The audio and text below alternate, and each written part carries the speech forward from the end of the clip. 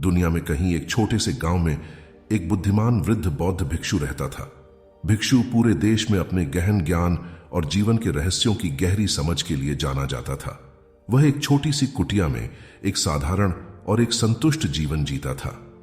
गांव के किनारे एक दिन जिज्ञासु गांव वालों का एक समूह भिक्षु के पास आया और उनसे पूछा, हे पवित्र भिक्षु, आंतरिक शांति और सच्ची खुशी पाने का रहस्य क्या है?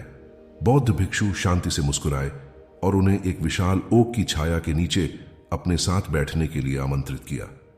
ग्रामीण उत्साहित थे और उसके चारों ओर इकट्ठा हो गए और उसके ज्ञान के शब्दों को सुनने के लिए उत्सुक थे। बौद्ध भिक्षु ने बोलना शुरू किया, हमारे अस्तित्व के केंद्र में दो भयंकर बाघों के बीच लगातार युद्ध होता रहता है। गांव वाले उत्सुकता से एक दूसरे को देखने लगे, जब तक कि उनमें से एक व्यक्ति ने यह पूछने का साहस किया कि आपका क्या मतलब है? हे भिक्षु, हमारे दिलों में बाघ हैं।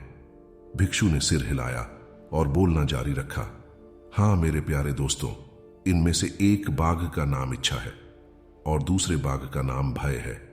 वे हमेशा एक दूसरे से असहमत रहते हैं और हमारे विचारों, भावनाओं और कार्यों पर नियंत्रण के लिए संघर्ष करते रहते हैं। गांव वाले ध्यान से सुन रहे थे।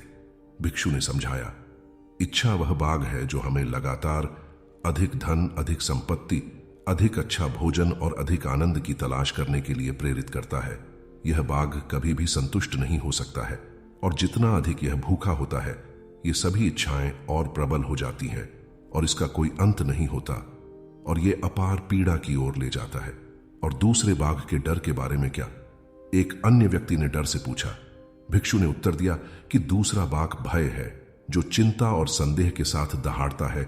यह हमारी असुरक्षाओं का शिकार करता है और हमें अतीत में फंसाए रखता है, कभी कभी भविष्य की चिंता में अपंग बना देता है। भय नामक यह बाघ हमें वर्तमान क्षण का अनुभव करने और शांति पाने के से रोकता है। गांव वालों ने बौद्ध भिक्षु के शब्दों पर विचार किया और वे उनकी शिक्षाओं में सच्चाई को महसूस कर रहे थे।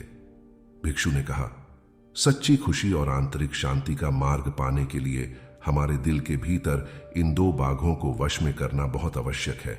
हमें इच्छा को खुद पर हावी नहीं होने देना चाहिए और ना ही भय को हमें खुद को बंदी बनाने की अनुमति देनी चाहिए। इसके बजाय हमें संतुलित और मध्यम मार्ग पर चलना चाहिए, जहां हम संतुष्टि और शांति पा सकते हैं। गांव वालों के बीच एक युवा लड़के ने अपना हाथ उठाया और पूछा, लेकिन हम इन बाघों को कैसे वश में कर सकते हैं? साधु गर्मजोशी से मुस्कुराया और बोला, मेरे प्रिय, बिना किसी निर्णय के अपनी इच्छाओं और भय के बारे में जागरूक रहने का अभ्यास करने से, उनका निरीक्षण करने से, जैसे आप आकाश में बादलों को गुजरते हुए देखते हैं, उनका निरीक्षण करते हैं, उसी प्रकार अपने मन में आने जाने वाले विचारों में लिप्त ना हो, बस उन्हें आने और जाने दो।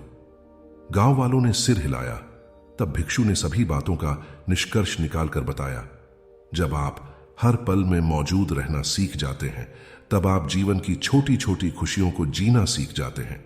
जब आप इच्छा के जाल और डर के अंधेरे को छोड़ देते हैं, तो आपको सच्ची खुशी और आंतरिक शांति मिलती है, जो कि आपके भीतर रहती है। यह एक मंजिल नहीं, बल्कि एक यात्रा है। अंतहीन इच्छाओं को त्याग कर और भय के आगे न झुककर हम संतुष्टि और शांति का मार्ग खोज सकते हैं और आत्म खोज और आत्मज्ञान की यात्रा पर निकल सकते हैं और शांति की तलाश कर सकते हैं, जो बाहरी संपत्ति या परिस्थितियों के बजाय आपके भीतर निहित है। यह कहानी आपको प्रेरणा देने के लिए है। देखने के लिए बहुत बहुत धन्यवाद।